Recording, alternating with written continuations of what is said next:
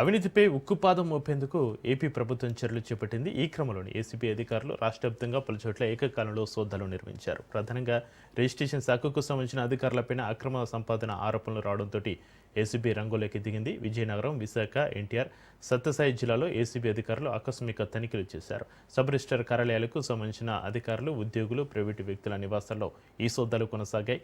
సోదాల సమయంలో కీలక ఫైళ్లు, computer data, లావాదేవీలకు సంబంధించిన రికార్డులను ఏసీబీ అధికారులు పరిశీలించినట్లుగా సమాచారం.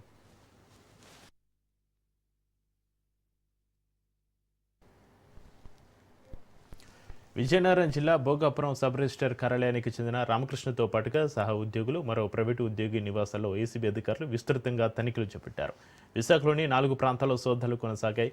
పెందుర్తి సబ్ రిజిస్టర్ ఆఫీసులో, ఉద్యోగుల ఇళ్లలో, ఎన్టీఆర్ జిల్లాలోని ఇబ్రహీంపట్నం సబ్ రిజిస్టర్ ఆఫీసులో తనిఖీలు చేశారు ఏసీబీ అధికారులు.